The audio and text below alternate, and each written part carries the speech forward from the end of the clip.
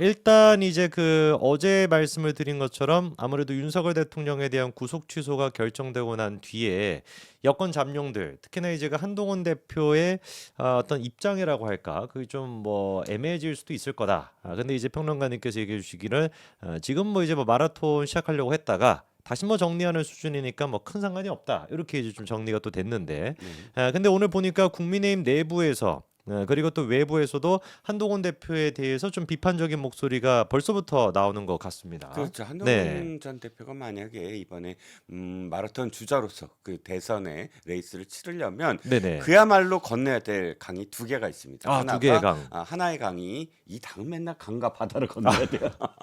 하나의 맞네요, 강이 이제 그 맞네요. 계엄의 바다, 계엄의 계엄의 바다. 바다. 하나의 네네. 강이 검사. 또 아, 검사의 또 바다, 검사. 또 검사냐의 바다 이 두 가지인데 네네. 둘 다 만만치 않죠. 첫 만만치 번째가 가장 않습니다. 힘들 겁니다. 네네. 지금 저 당 내에서 어쨌든 많은 네네. 의원들이 지금 대통령과 관련돼서 탄핵은 반대한다라고 네네. 적극적으로 나서고 또 실제로 체포됐을 때 아마 계엄의 그 당위성 이런 걸 떠나서 네네. 현직 대통령을 어떻게 저렇게 무참하게 적법하지 않은 방법으로 수사권이 없음에도 또 영장 청구권이 없음에도 저런 식으로 체포를 하느냐 여기에 분노한 의원들이 굉장히 많았잖아요. 그렇죠. 그런 흐름 자체가 어쨌든 대통령의 어떤 지지율이 견고하게 오르고 또 당의 어떤 지지율이 오르면서 사실 이제 한동훈 대표의 판단이 잘못됐다라고 하는 사람들이 굉장히 많아요. 그렇기 때문에 거기에 대해서 한동훈 대표가 어떤 입장을 보이느냐 이게 이제 첫 번째 강인이라고 생각을 합니다. 네네. 아마도 다시 나온다고 얘기를 할 때는 이것과 관련돼서 나는 어떤 입장을 계속 견지하겠다라는 각오를 하고 나왔겠죠. 그렇겠죠. 네, 근데 그 각오 같은 경우는 변함이 없는 것 같습니다. 한동훈 네, 대표는 이번에 이제 그 한국일보와의 인터뷰도 여러분들 다 보셨죠? 아마 안 보신 분들 안 계실 것 음, 같은데 음. 한국일보와의 인터뷰도 있었고 그리고 이제 최근에는 유튜브 방송에도 나가서 비트코인이나 네, 아니면 이제 네, 또 가상화폐에 대한 그런 얘기도 또 있었고요. 네, 그리고 이제 SBS 방송이나 뭐 MBN이나 여러 지금 방송에 출연해서 계엄에 대한 그리고 또 탄핵에 대한 자기 생각을 밝히고 있는데 네, 계엄 자체가 당연히 잘못됐다라는 입장을 견지하고 있고 네, 돌아가도 탄핵에 또 찬성할 것이다라는 네, 네, 입장도 견지하고 있고 네. 다만 이제 그 헌재나 사법부의 어떤 절차적인 문제에 대해서는 똑같이 공감하는 것 같더라고요. 네네. 구속 네, 취소와 관련돼서는 피의자의 인권 차원에서 그렇죠. 받아들여야 된다. 그리고 이번에 나와서 좀 바뀐 게 있어요. 그러니까 바뀐 게. 개헌과 관련돼서는 같은 입장을 견지하고 또 탄핵과 관련돼서도 같은 입장인데 네네. 단 자신이 그때 당시에 한 발언들 예를 아, 들어서 그러니까 계엄을 자백을 했다. 어, 대통령이 네 번째 담화문인가 그 담화문 할 때가 원내대표 선거 날이거든요. 네네. 근데 원내대표 선거는 원내대표 후보들의 정견을 듣고 그 다음에 투표를 해야 되는데 그 의원총회에서 의원들의 앞에서 방금 대통령이 계엄을 자백했다 이렇게 어, 얘기하면서 탄핵을 주장을 했었거든요. 그렇죠. 당시 그때 그것이 적절하지 못했다. 음, 지금 돌아간다면 아마 다시 그렇게 하지 않았어야 된다고 생각을 한다 하면서 자백했다라는 말. 그때의 언행과 관련돼서는 자신이 이제 반성을 하는 모습을 네네. 좀 보이고 있죠. 그렇습니다. 그래서 이제 그때 당시 이제 그 표현들이 조금 강하다라는 지적이 있기는 있었거든요. 네네. 네. 계엄을 뭐 자백했다라든지 음. 아니면 내가 뭐 계엄을 했나라든지 뭐 이런 네, 식의 네, 네. 표현들에 대해서는 음. 한동훈 대표가 책에서도 네, 네. 마찬가지로 좀 아쉬웠다라고 음. 본인 스스로도 네, 좀 네. 얘기를 했었고요.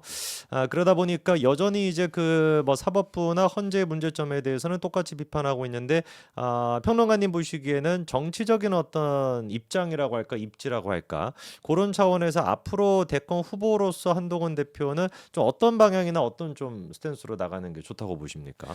한동훈 대표가 나가야 될 방향은 네. 지금 보여주고 있어요. 뭘 보여주고 있다. 보여주냐면 네. 사실 그 가상자산 얘기 있잖아요. 그게 네. 굉장히 전 중요하다고 생각을 하거든요. 네. 그러니까 한동훈 대표가 한동훈 전 대표가 대통령 후보가 된다 안 된다를 떠나서 우리나라에 없어진 상황이 정책에 대해서 없어요. 미래에 대한 정책, 우리나라가 어떻게 가야 된다 앞으로. 근데 네네. 그것을 자신이 이제 정책적 그 이 견해를 정치적 언어로 바꾸는 작업. 음. 그것을 얼만큼 하느냐에 따라서 사실상 국민들이 이제 좀 정쟁은 조금 접어두고 음. 정책적 측면에서 경쟁을 해야 된다. 그리고 우리의 내일을 이야기하는 사람한테 찍겠다라는 사람들이 생겨나느냐 안 생겨나느냐의 문제거든요. 그렇죠. 그렇기 때문에 한동훈 대표가 이 당, 그러니까 이 당이 갖고 있는 조금 기득권적인 느낌, 그리고 굉장히 보수로서 좀 더 연로한 느낌, 이거를 좀 더 벗어나서 20대와 30대와 40대에 소구할 수 있는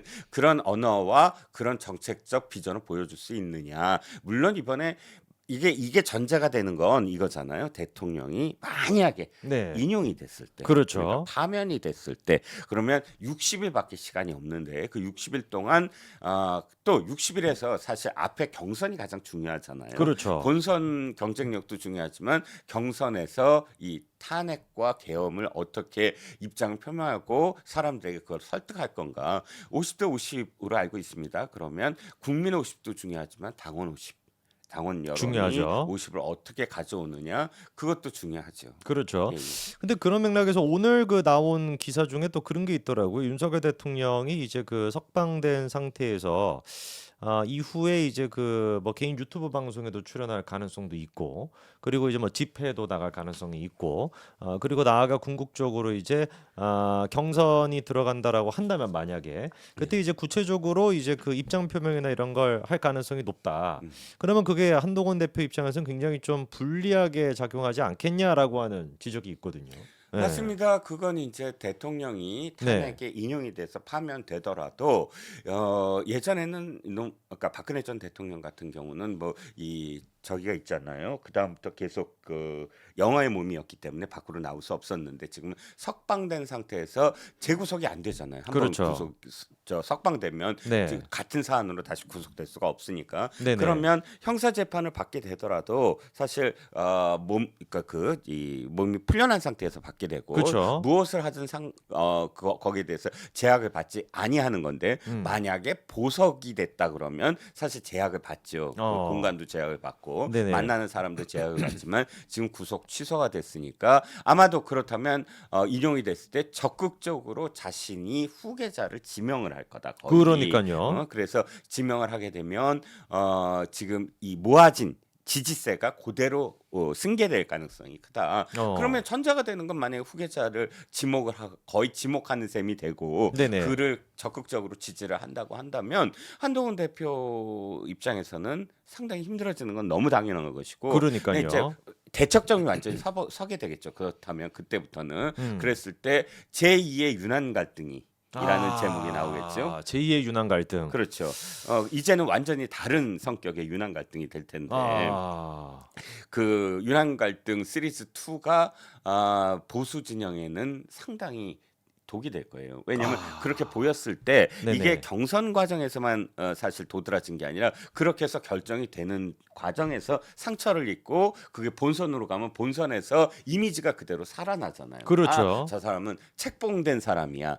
아니면 저 사람은 윤 대통령에 반해서 저렇게 거칠게 저항을 해서 지금 후보가 된 사람이야. 둘 중 어느 쪽이더라도 본선에서는 어쨌든 상처를 입은 상태로 치명상을 입겠죠. 상처를 입은 상태로 무대에 올라서야 된다. 그러니까 그것이 좋은 어떤 그런 경선이 될 수 없다.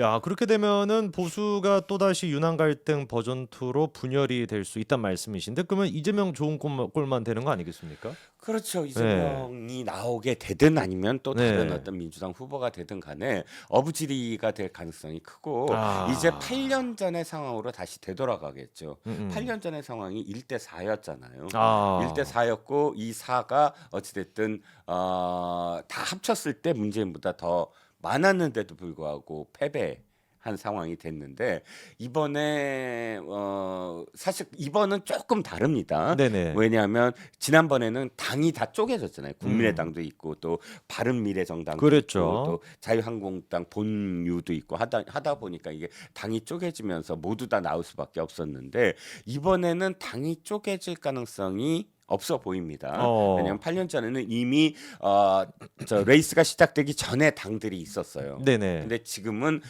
그 계엄에 아까 탄핵에 찬성한 사람들도 당을 만들지 않은 상태로 현재 지금 있지 않습니까? 아마 네네. 탈당을 하거나 뭐 창당을 하거나 하지는 않을 것 같아요. 어. 8년 전에 어떤 그랬겠죠. 추억이 되돌아보면 네. 그래서 실제로 경선에서 어쨌든 제가 제2의 윤한 갈등이라는 제목이 붙지 않게 만들어 줘야 된다. 그렇죠. 이게 가장 중요하겠죠. 제2의 윤한 갈등은 절대로 없어야 될 겁니다. 네. 반드시.